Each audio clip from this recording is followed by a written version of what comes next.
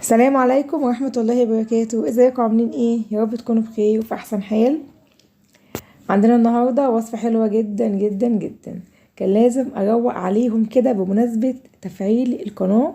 كلكم عارفين ان القناة الحمد لله اتفعلت. هما بقى وقفولي كده وعملوا لنا وصفة حلوة وصفة حلوة، عملنا احلى فرخة محشية فريك بطريقة حلوة جدا جدا. ولا هنسلق ولا هنعمل خلطات ولا هندخل فرن ونطلع ونسلق، بصوا، بمكون واحد. ولا هنخليكي تعملي مواعين كتيرة ولا اي حاجة خالص. كملي معايا الوصفة، خشي انزلي حالا وحطي اللايك بتاعك وقولي لي بتتابعيني من فين، ويشرفني وجودك في قناتي واشتراكك في قناتي، وان شاء الله القناة تكبر بيكم باذن الله. معايا نص كيلو من الفريك.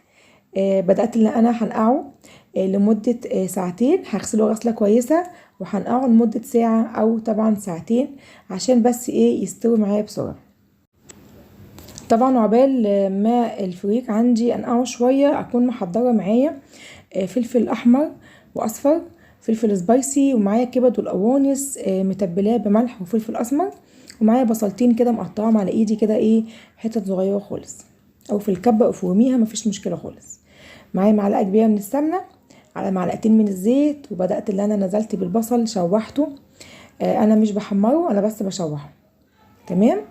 اي حد يقدر يعمل الموضوع ده سهل جدا، لو دخلتي بنتك كده تقدر تعمل اللي انا بعمله تمام. لو لسه عروسة ولسه كده مبتدئة وخايفة تعملي الحاجات ديت، جمدي قلبك وامشي ورا وصفتي وان شاء الله تطلع ناجحة مليون في المية بإذن الله.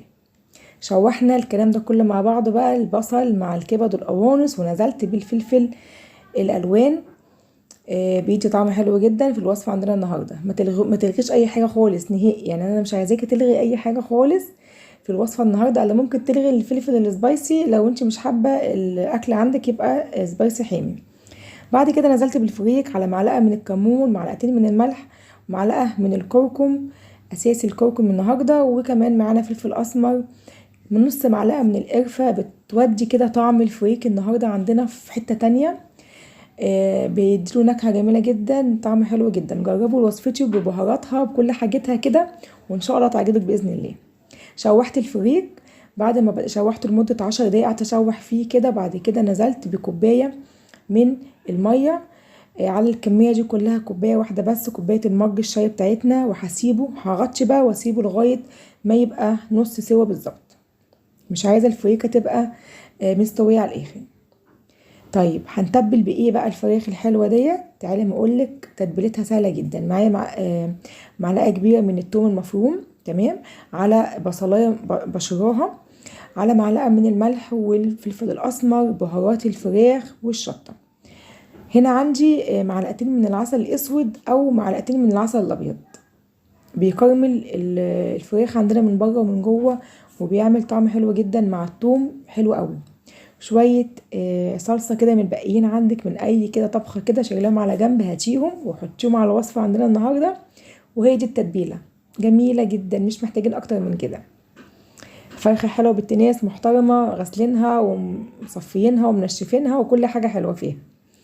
نزلت بالتتبيله اللي عملناها، وبدات بقى ان انا اعمل مساج من اولها لاخرها بقى، ومن جواها كده وتحت الجلد. بصوا ظبطتها وانتوا كمان ظبطوها. غلطتي في التتبيله النهارده او في الفرخه النهارده ان انا المفروض كنت عملت شرايح كده في الفراخ، او عملت لها شرايح بالسكينه كده عشان عايزه التتبيله تخش ايه جوه اللحمه. طبعا انا نسيت خالص نهائي، يعني انا نسيت خالص، انا كنت مهتميه قوي ان انا تحت الجلد والكلام دوت، كنت مستعجله قوي. فانت بقى اعملي شرايح كده بالسكينه او نغزيها كده عشان طبعا التتبيله تستوي. همسك بقى الفرخه عندي بقى وهحشيها بالفريك اللي احنا عملناه. الفريكه عندي زي ما اتفقنا مش مسوياها، انا هكمل تسويتها في الفرن على طول. طبعا هحشي وهو سخن مفيش مشكله خالص، مش هيحصل حاجه. احنا بنتكلم لو حمام او سمان، مش بنعمل الحشو خالص نهائي وهو سخن، استحاله ديت. احنا بس الفرخه كبيره ما تخافوش، مش هتفرقع، يعني الفرخه حلوه محترمه. تمام. احشي بقى طبعا، وبصي بقى احشيه على قد ما تقدري لغايه ما الحشوه عندك تخلص. المهم طبعا بهزر معاكم، احشوها خلاص بقى، يعني لغايه كده ما توصلوا لغايه الورك، او قبل الورك بشويه كده وخلاص، واستكفوا حشو. وقفلت طبعا رجلها بنفس الشكل. كلنا بنعرف نقفل الشكل دوت، بنعرف نقفله. وكمان من عند الرقبه بقى بدات ان انا طبعا انزل الفريك بنفس الشكل. ما انا لازم ادلعها يا جماعه، احنا قلنا فرخه محترمه يعني لازم ندلعها. تمام. لو وصلتي معايا لغايه كده انزلي حالا نحط اللايك بتاعك، وتكوني يعني كبرتي القناه بتاعتي والفيديو. يعني الفيديو يا جماعه بيوصل، بتعملوا لايكات والفيديو كمان بيوصل. يعني جزاك الله خيرا لو كنت فعلا بجد حطيتي اللايك، جزاك الله خيرا. هنا خلاص انا حبيت بس بوريكم خطوه خطوه انا بعمل لاي حد مبتدئ يقدر يعمل اللي انا بعمله دوت. هنعمل هجيب بقى خيط كده. تمام. وهربط مكان الرقبه. تمام. للاضمن بس مش اكتر. انا ممكن اعملها من غير خيط، بس انا بس حبيت اوريلكم انك ممكن تعملي عشان خاطر تتاكدي ان الفريك عندك مش هيطلع. يعني لو مش حابه الخيط مفيش مشكله خالص. طيب عماله تقول لنا من اول الفيديو نبطل نسلق. هنبطل نسلق. نبطل نعمل تتبيلات. هنبطل. ما احنا خلاص بقى، ولا هنعمل مواعين ولا اي حاجه خالص نهائي. اعملي وصفتنا وهاتي كده كيس حراري بنفس الشكل. 5 اكياس ب10 جنيه. يعني لو انت عندك فرخه تستخدمي كيس واحد بس، وهيبقى لسه عندك كمان كيس. يعني برضو موفرين مواعين وموفرين كمان في الفلوس. تمام. الكيس حراري دوت هاتيه وانت مغمضه، ما بيحصلوش اي حاجه خالص نهائي، ما بيحصلش اي حاجه خالص نهائي. وحطي فيه شويه من التتبيله اللي اتبقت معاكي. تمام. لو حابه لو عندك خضار حطي. عندك بطاطس، جزر، طماطم، بصل، قوارمه، المتاح عندك حطي. وبيجي معاه القفل بتاعه او الشريط بتاعه، اربطي كده. تمام. بس كده الموضوع سهل جدا. بصوا شكلها هو ده كده. والخضار حطيه في الكيسه من تحت، هيطلع معاكي مستوي. والفراخ منزله قدامها في الكيسه على الخضار، بيبقى طعمها في منتهى الجمال.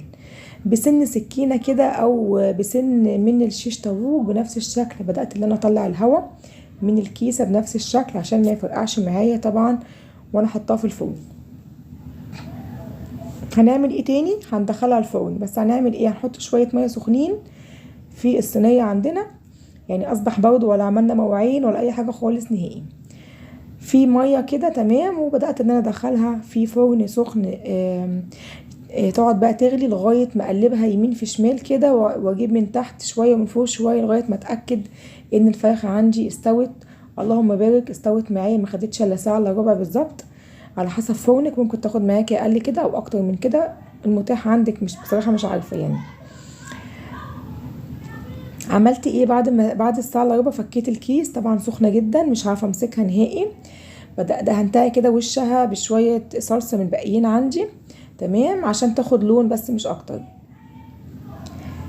اخدت لون شوايه وطلعت معايا بنفس الشكل الجميل دوت. اللهم بارك، شكلها حلو جدا، جميله جدا.